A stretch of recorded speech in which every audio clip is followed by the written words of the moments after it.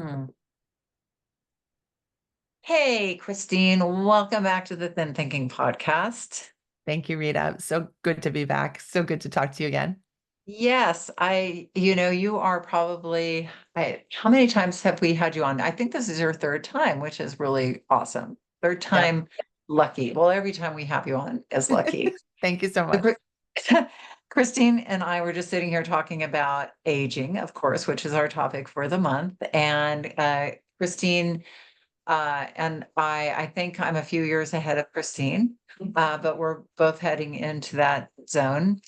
And we have a lot to talk about. But before we do, I just want Christine to introduce herself to you and just let you know, because Christine does a very special thing for people, and I want her to tell you. Okay. Thanks, Rita. Hi, my friends on the podcast. I love Rita's community, and Rita and I have so enjoyed working together and kind of having clients in common and having so much information to share with each other about the work, about these issues that women face just for being women and also navigating such complex roles that we do, right? No matter what your age is, being a woman is just an interesting, fascinating, multi-layered situation. And I think when you get into middle age and beyond, I was just talking with Rita about how you have this positive energy of liveliness and vitality and wishes and what you want to build for yourself, coexisting with a lot of negative energy, which can be anything. It could be illness, it could be worries, it could be job stress, it could be family stress, it could be physical clutter, lots of things that threaten to kind of set you off balance from a healthy, vibrant, positive, self-directed journey forward. And what I do, I'm a psychologist in New York, is basically I enjoy helping people to see what is going on with their habits, their daily and weekly and monthly habits, and maybe their life habits. What is going on with those habits that might be holding them back in some way that is familiar, maybe not so adaptive, maybe can be tweaked just from a word or two or a couple sessions so that the person can feel much more themselves, much more like they're ready to go instead of feeling like they're worried about everything. And that is really what lights me up. And this is what I do for my own life. I've been doing this for my own life for several decades. And I've developed all sorts of techniques and philosophies about what helps people to just get going after a period of feeling stuck, even if that period has been many, many years long. I call myself procrastination coach because I spent the first part of my life as a severe procrastinator. And I'm spending the second part of my life trying to help people to really avoid that need to rely on avoidance and maladaptive techniques of coping, like stress, like negativity, like not doing things, like being sedentary, those kinds of things. And we've all been there, both sides, the positive and the negative. So I'm just trying to kind of help everybody to lean a little bit more positively, especially in midlife and beyond, when the stresses are really potent and oftentimes not fully discussed or supported, when there's just a lot of stress around. Yeah, I think there's a lot of I see those two lines. I see an age of self-mastery because you're at this age where you've done so much in your life, you have a lot of wisdom and experience. But what isn't mastered really gets in your way, or what is unfulfilled really haunts you. So you have this, confidence, but at the same time, it's kind of dulled by limiting beliefs, limiting habits, like you were saying, and a very loud inner critic that's like, well, you think you're hot stuff, but you haven't done that yet, or you're still doing that, or you never did this. So I think, it's a time to come to center and really look at everything. but what we were going to talk about a little bit, or at least as a diving off point, is clutter. Because I told Christine, I said, I want to tell you the story, Christine. And I said, but I'm going to wait till the podcast microphone is on so I can tell it. So my husband, as if any of my listeners have listened for a long enough time, they all know and love my husband because he is a hoarder. Like he'll bring in stuff. I mean, my house is pretty clear of clutter because I work very hard at keeping it clutter free. Everything goes up into the attic. And so we have been working for a couple of years. I've been talking about this ongoing attic project. My son is home. And so my son was like, I will work with dad on the attic to, for a few days. So they went up and they were pulling down books, and my husband's very attached to books and all of his books, but they bring down these big plastic black things. And I'm like, what the heck are these? And these big long cylinder things. And my husband was like, and they're like covered with, I don't know, stuff like dust and cobwebs. And I'm like, are you taking that stuff down the street? And my husband's like, no, no. I mean, this is our old shelving unit that we for sure, like, don't you think one day we're going to need it again? And I was like, take that down to the street. No, I was like, no, if we need to buy another one, we will, but please, no, you're like, and the look of like, because I love my husband so much, he gets this little boy look like, really? I've got to let go of this? And I'm like, yeah, you do. So why is that, Christine? Like because I see that so much. I mean, even myself, I was cleaning out my office the other day, and it was, clearly things that are just like, Rita, chuck it away. But there was this, even taxes. Like my son was working on my taxes from 1994. They're up in the attic, and I was like, oh, those receipts. I might want to look at them and remember what I bought in 1994. I mean, like how ridiculous is that? But there was this part of my heart. So what is that about, and why, as we get older, does it seem to get deeper? That I don't want to let that go. I I love you so much, and I have a feeling I will love your husband just as much as I love you. I can I think I can't explain that entirely, right? It's a little bit of a mystery of life is what is attachment and what makes us care for things as we do, care for people, care for shelving, care for old shelving that we haven't even thought about. And I think rather than explaining it, I just would like to marvel at it. Like we're all Yeah. capable of that attachment process. But what your story makes me think of is how much room that we have for attachment, but also how much room we can create when we know that not all attachments are created equal and that we Hmm. have some say over that process after the attachment is made. And of course, before the attachment, we can also say, you know what, I'm not touching that. I'm walking by that in the store.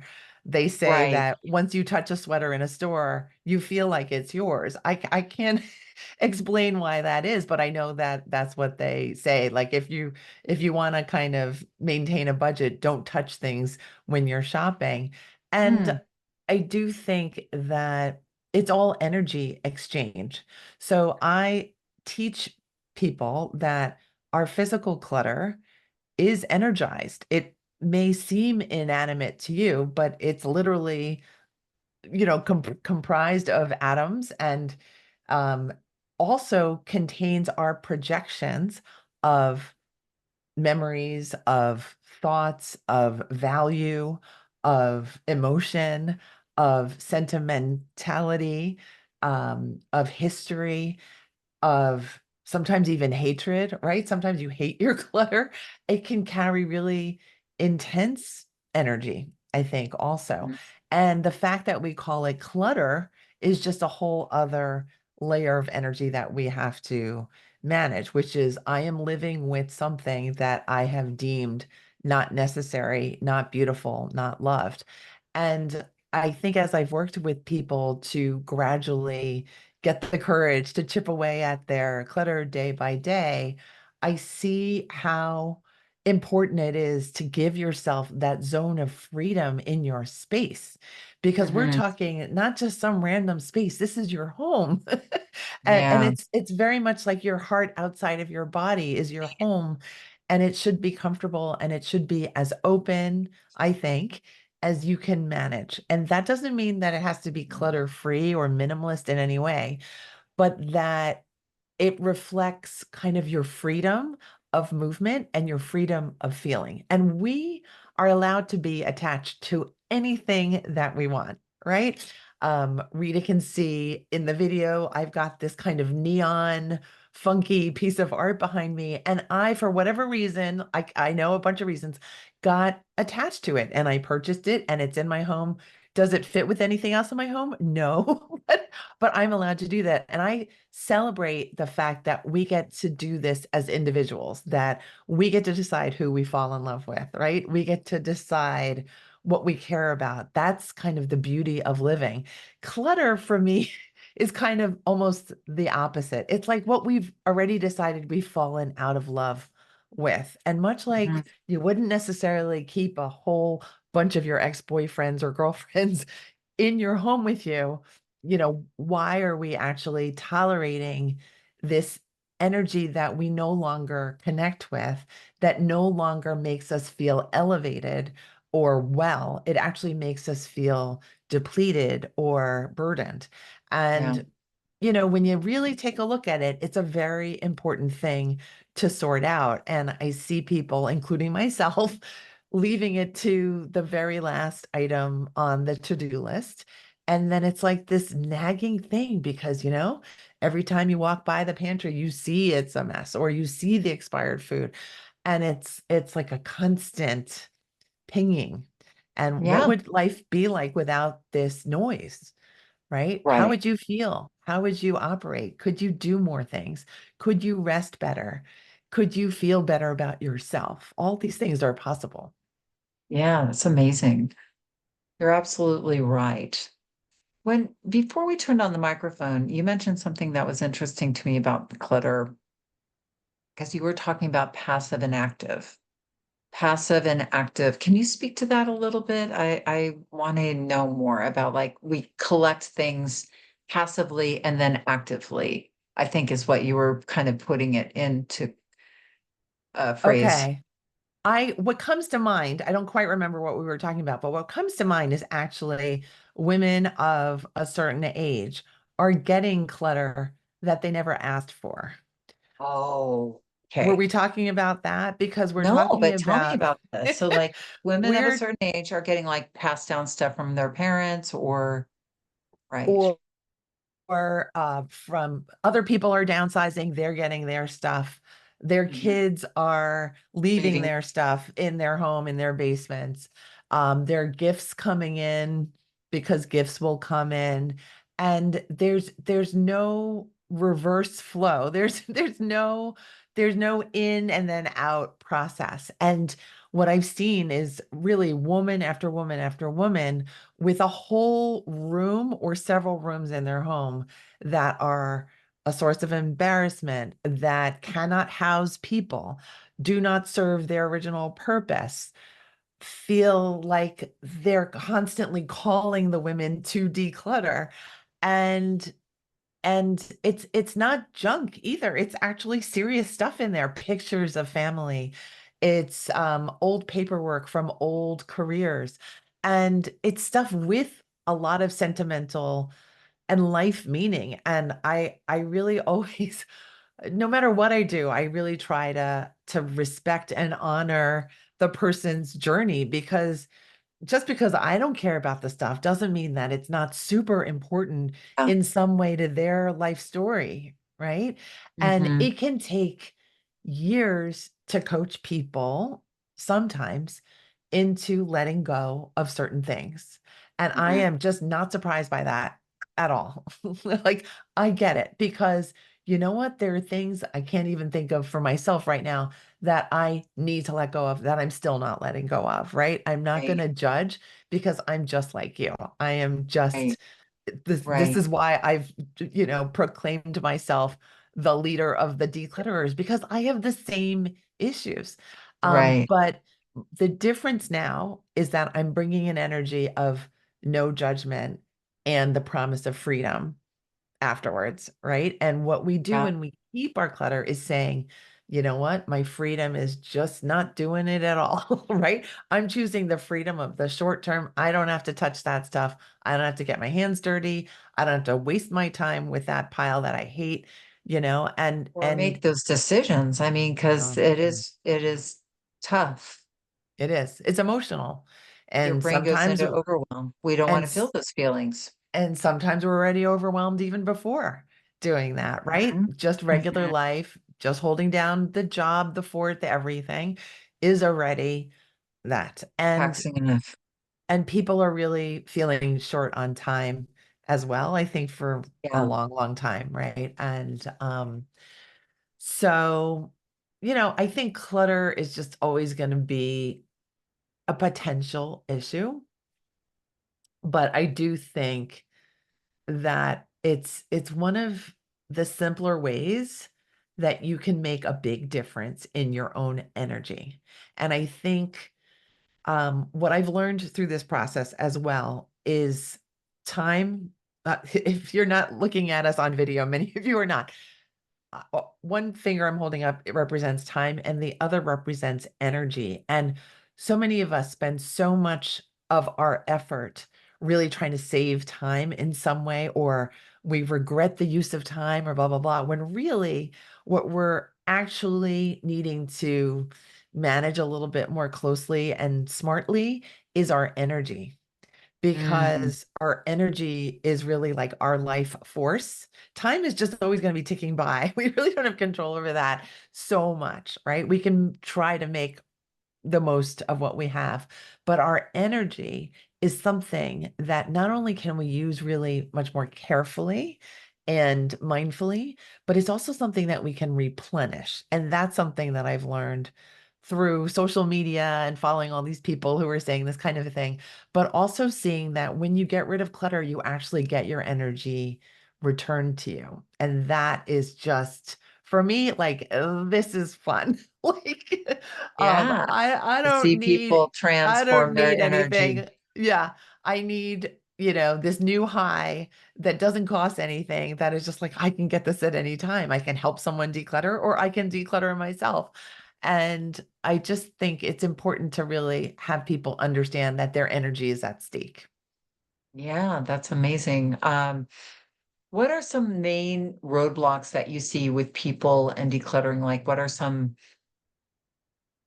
other than like just feeling overwhelmed or too tired? Like, if I was actually gonna, like, if you were like, Rita, well, all those books behind you, like, what? It doesn't seem like you've read them in the last year or two. Like, why don't you just put them in a box and give them away? I would say, well, I might need them one day. Might need them for research. I might need them to refer to. So and like there must be some main psychological, like, you know, what are some of the main ones that you see coming up for people when you're working with them? Okay, you've already covered, I think, one of them at least. So three things come to mind, not all psychological. The first is physical pain. Some people are ailing, right? Their knees are not working so well, their back aches. Clutter can be, right? Garage clutter can be really heavy, kind Okay. of, right? Some scary stuff in there, maybe, or just so many years piled up. It can be almost dangerous, a situation. So I've definitely heard people saying, I can't, I physically can't. And I've seen time and time again that actually you can, right? And it Mm, just, you need the support, you need to make sure everybody's safe, but everybody can do this piece by piece decluttering. And I definitely teach this piece by piece, like you do 1 to 3 items, call it good, and then learn to nurture that feeling of, oh, wow, I've accomplished something. I've started. I'm not injured. I'm not hating this. I'm actually finding stuff and I'm making decisions and I feel okay by this. So it's this kind of healing process. I do think yeah. it can be a healing process. The second thing was what you touched on was the idea that I might need this. someday. Big block for people, including me. Lots of us were raised on the don't waste anything, don't let Hmm. anything go kind of model. I certainly was raised in that way. But as we know from just thinking about positive psychology and manifestation language, that anytime you're feeling in need, you're actually going to put yourself in a state of need so that there is a fear that there's something that you're going to be unprepared for, that you won't be able to manage, that you won't have the resources for. But when you look at your abundance of clutter and your abundance of resources and talents and money, to be honest, there really is no lack. And honestly, you want to put yourself in a state of abundance anyway, because Yeah, you really are living abundantly. You have so much that you don't even know what to do with the stuff.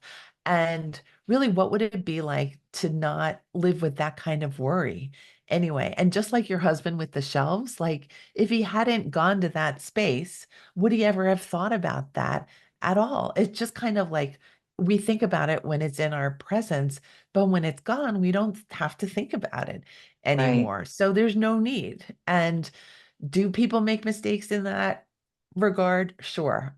Right? Maybe one out of 50 times you declutter something and you really, really, really shouldn't have, but you'll survive that too. There is no such, I just think people don't fall into massive calamities because of decluttering. I think the calamity is really just leaving the clutter there to just Yeah, grow. I think yeah, that's the big calamity. Okay. yeah. And then And the third thing was really the waste issue is mm, fearing that you're doing something wrong. And I think we really just need to flip that whole conversation around and say, like, what is going to serve me at the highest level? And you get to fill in the blank there, but oftentimes it's not keeping this item of clutter. Generally, people know in their, intuitive brain, that intuitive voice inside them that it is clutter and that it does need to go, kind of a thing. mm. So we can just rest on that and let everything else work out as it needs to. What about objects that certain things that might, like, for instance, my mother was, who passed in pretty much just 20 years ago exactly. And she, when she passed, left like pieces of jewelry and little things. And she would have written the best thing about those things wasn't the jewelry, but she wrote these little notes that said, this was this, and this was this little, and for me, those notes mean more than the object itself. But um, but what do you do? And I have a set of pans of hers that are still really good. Can you believe this? But they're getting a little crotchety now. But they were like from the 1950s. But these were like they built things to last back then. Like they like those old cars you see running around. These pans just like had a long, long shelf life. And I think of getting rid of them, and I'm like, but that's my mom. And so what and her cookbooks too, like she had these big collection of cookbooks. I haven't looked at them in years. I would never use any of those recipes. They're all like circa 1960s, 70s recipes, right? But like things like that, where you're like, that's represents something to me that is really valuable to me. How do I let that go? Because they take up space and I don't need them anymore. And like the pans are getting now tattery and stuff. I don't need them in my kitchen. So this is a beautiful question. It's, I think, the central question for so Yeah, I'm many sure it is. women and Mhm, also about so much of the clutter. And you said so much in there. It's fascinating, right? And you said it's my mother, right? And mhm. it represents so much. And that is all true. And you'll never lose your mother. Yes, So that's this is true. just for me very central, that no matter Mhm, what you do with the stuff, you'll never lose your mother. And mhm, and then my question would be to you, like, what do you wish for? And the wishes that you had were not to get rid of your mother. There was nothing in that, what you mhm. said about getting rid of your mother, but you did wish for more space and you did Hmm. wish to be maybe done with the tattered pants. Hmm. Yes. And that's something I think to be honored. Hmm. Um, just you and you looking at you. Hmm.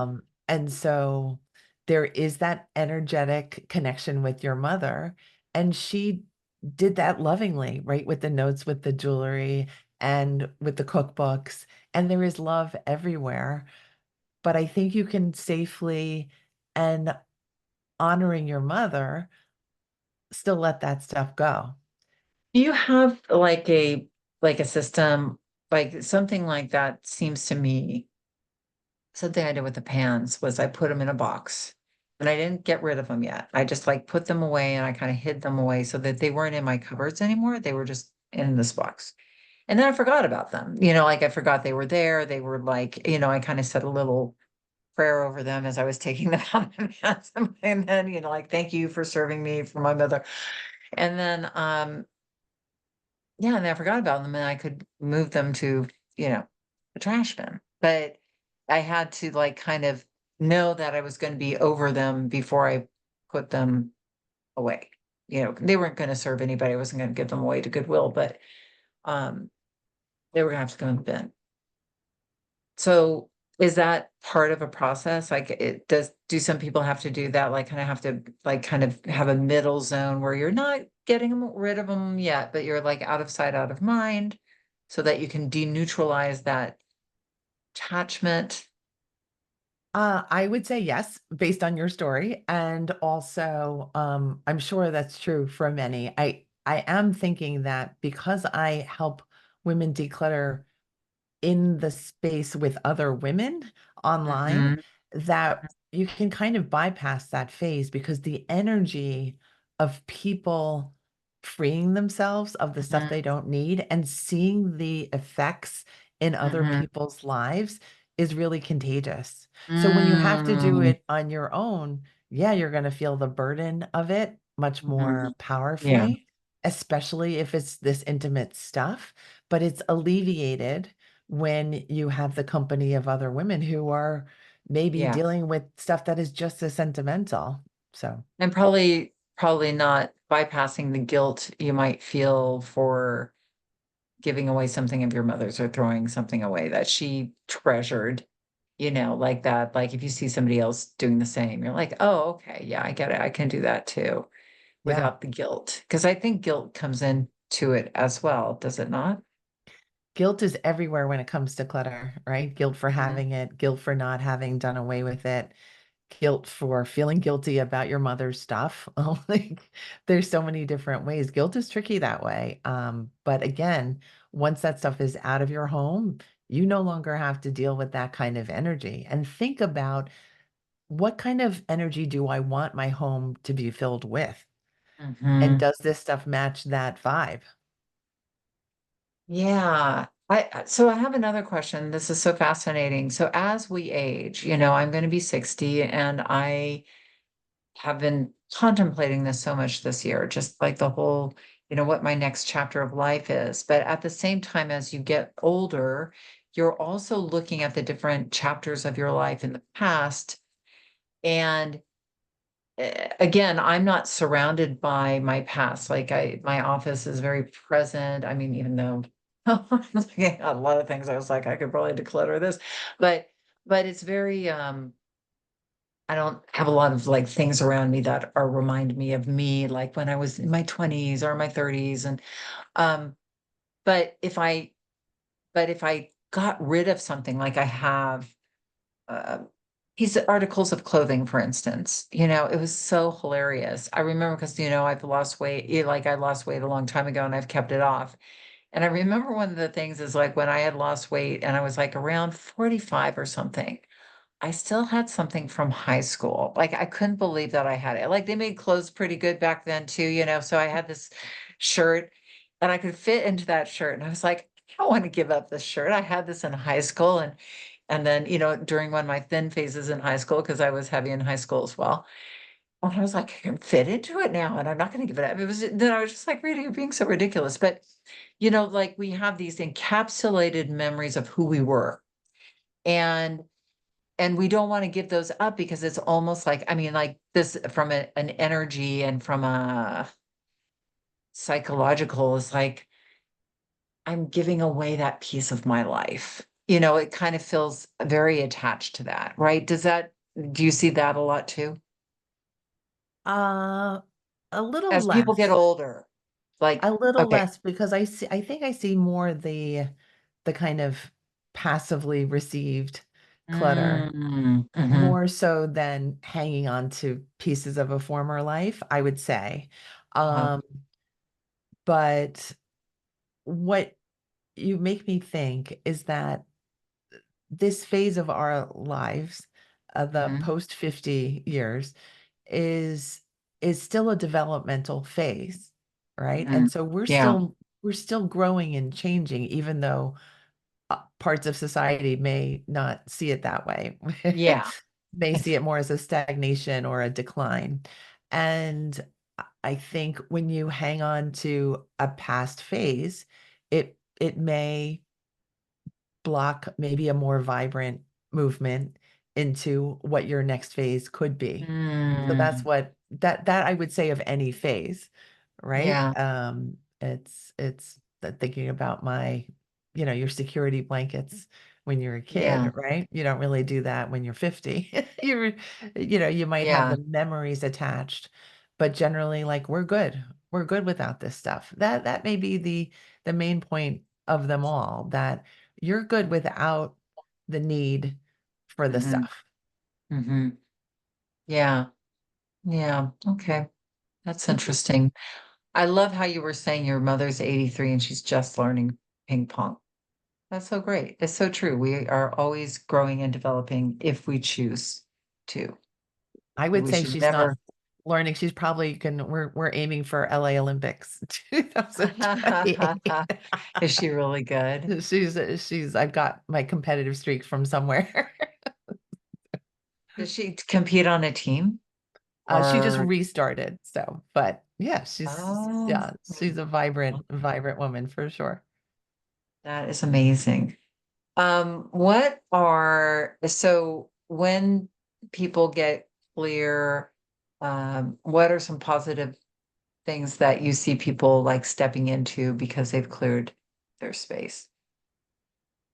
I think just the enjoyment of the space is actually no small feat, Hmm. because I Hmm. see people's before and after pictures, and the after pictures are like magazine layouts with the light streaming in, and the furniture just fits just perfectly in the space. And you can almost feel the person's joy even though they're not in the picture, which I Hmm. think is really great. And the transformations that people can do in such a short amount of time. I work with people in a very short span of a week to 7 days around decluttering.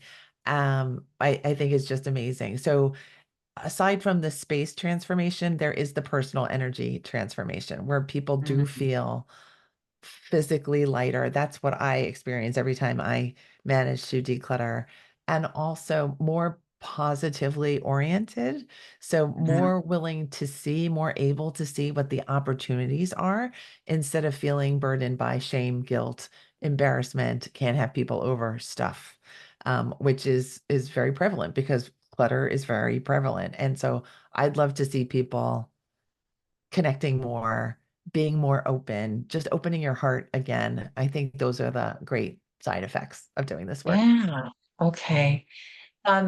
If they have somebody else in their household cluttering as well, do they kind of have a talk with them and get their permission or get them involved in the project as well? Have you seen that happen? The beautiful thing that I've seen over and over again is that people start feeling, they come to the work feeling very frustrated by other family members, but they leave the work feeling like they're really supported by the other family members because the Yeah. energy changes in the home once one person's energy changes. And so people can't resist helping, which I think is funny, beautiful, and also just like, well, of course they're going to help because they want that vibe as well. They want to clean energized, uplifting space as well. Cool. Well, you have a challenge coming up. So tell us about this challenge that if you can join for free, right? Is that correct? Yes, yes, yes. I invite all your listeners and all your listeners' friends to join. This will be the sixth time I'm running it. It will be running starting Monday, September 16th, and running for, I call it a 5-day challenge, but it's just a smidge more than 5 days because we have a celebration party at the end. And each day of the challenge, I will give a little instruction about energy, about clutter, about mindset, all these little pieces that we all need to be able to just get the bravery and get the courage up to use our time to address the clutter. It's called Re-Energize Your Home. And like Rita said, it's totally free. It's really this fun, super energized, like hyper energized couple of days. So I invite you all to join. I've got a link for everyone to join through Rita's program, through the podcast. And all you have to do is go to procrastinationcoach.com/Rita Black. So it's procrastinationcoach.com/Rita Black. And you can direct message me on Instagram if you have any questions about what I'm doing, what Rita and I have talked about, or the challenge. My Instagram is at procrastination coach. And people love this. I've had so many people, we've had Christine on before, and I've offered her challenges before, and people are like, I love that challenge. That was so fun. I decluttered it is very thrilling for so many people. So, well, I'm glad you're doing this again. I'm excited, and I'm excited to have people sign up and enjoy this and get their space clean. I do think it is so important. I've been doing a lot of cleaning of I've got to clean my closet. I promised I'd clean my closet before I turn 60. So I have some room for some new, like, fantastic clothes for my 60s.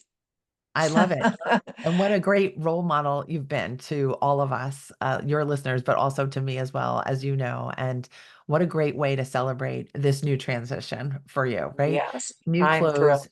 open closet, dream big, look great, feel Yeah. great. And Yes. thank you for letting me share all this stuff Well, about the clutter and the challenge on the show today. oh, yes. And tell us those links one more time, just in case people didn't hear it. And I will be putting them in the show notes as well. Sure, thanks. It's procrastinationcoach.com/Rita Black. Awesome. Well, thank you, Christine. It was Dr. Christine. I should say, it was great to have you on, and we will have you again, back again. This was a great topic. Look Thank forward to you. it. Bye, everyone. Thanks, Rita.